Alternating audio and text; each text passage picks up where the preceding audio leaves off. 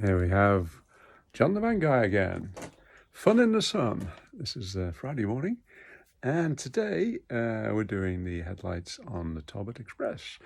Headlights failed, and they were in pretty poor condition, to be honest. So, replacing the headlights and what's involved. I started doing this, and as usual, a number of issues arise. First one was actually getting a new set of headlights. Now, the headlights for the right-hand drive Talbot Expresses are unavailable at the moment. You'd be lucky to get them anywhere. So most people are, when they're having to replace headlights, they get headlights for a left-hand drive vehicle, and to accommodate the actual difference and the glare flow, the flow of light, you do use those stick-on transfers, which you actually get when you actually go over to Europe, and those will stick on, and you can then block or cover the glare, so you won't be blinding oncoming drivers. And this is okay for the MOT, so keep it in mind. Now, when you're buying the headlights, that's another thing. So you want pair of headlights for a left-hand drive, even though you're right-hand drive, and you do want the right-hand unit and the left-hand unit. They're different in a sense that the bottom adjuster is in a different place, so you have a problem trying to fit two lefts or two rights. So you have to have the right and left-hand unit for a left-hand drive car. Okay, sort that out. Right, now what's involved? I actually got them from Performance Parts, and these are the boxes.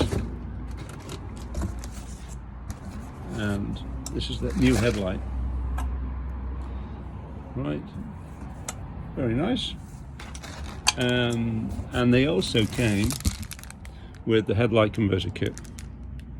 So that was $84.95, including postage, which in a sense is not bad. You can pay actually more or less if you shop around, but I haven't got time to faff around. So that's this all set, and they were very good. I ordered them Thursday and they came Friday, so very good by special delivery or courier service. Right, now what's happened let's get down to the nitty-gritty. First of all, you've got to take the grille off.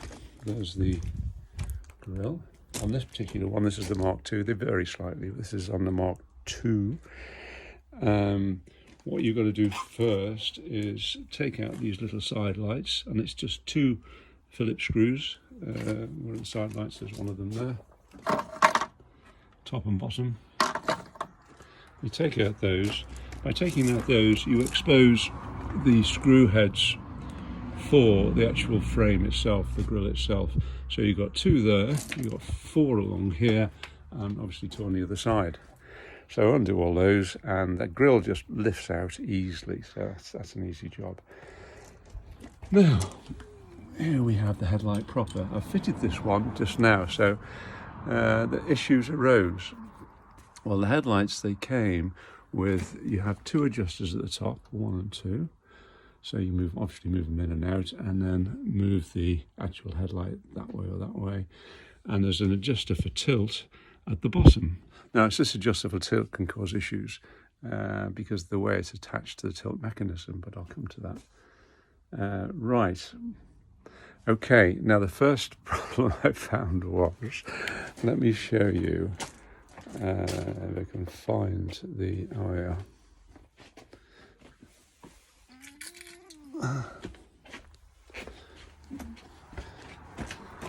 Now, what I've done is gone back to the original adjuster things, because the headlights come with these. And now it's a ball and socket arrangement fitting on a bar which runs across there. Now, the problem is, these are all very nice, but the ball is too small for the actual socket on the bar. Right, so that's one problem. So you probably need to, but the good thing is the bore is the same bore as the original threads on these. So you can use the originals. Now, the issue I came across, an issue you might come across on the old vehicle, is that the actual cup of the ball and socket, the cup on the bar, is just a plastic thing. And it had actually, whereas this side was not bad, it was missing part of one side. Now, whether that's supposed to be, I don't know. So there's a flange here. But this one, it had nearly all broken off, and there was only a bit of a flange left, which allowed me to put a cable tie round to hold the ball in place. Now, that wasn't enough in itself, probably. So what I did, another little trick, where have I got my... I used a plastic weld gun. Ooh. Very good. That's my plastic weld gun. Now that's a very handy little kit to have, and it comes with lots of little bits of wire. The wire, you fit them in the ends of the nozzles, and then when you trigger it, it heats up rapidly, and you can put it on the plastic, and it melts the plastic. So what I did, I don't know if you can see it that well here. I've got a torch. Yes, let's have a look. There we go. You can't see it that easily, but you might be able to see the prongs of the piece of metal I put in. So I linked the cable tie to the flange with that little bit of wire, heated wire, and it melted in. So it held it and created the cup again.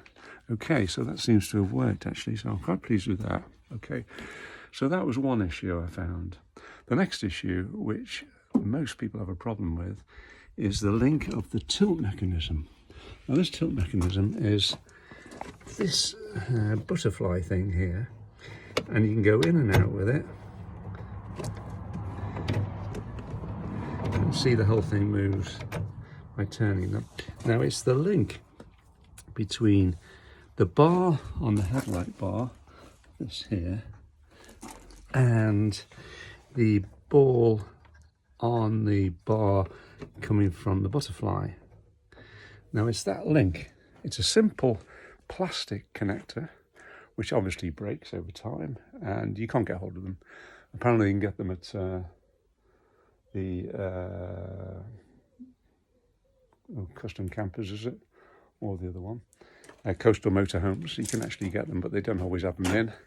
And they're like hen's teeth. So I was finding ways. There's a method online where you actually use some sort of bullet connectors.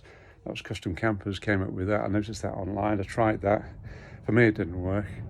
It works partially, but it's not good enough really for me.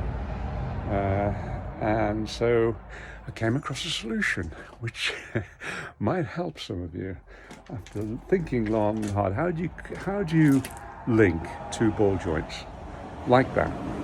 Now I came across a solution, right, and it seems to work. Let me go through here, and here's the secret, boys and girls. Bit of silicone tube, narrow bore silicone tube.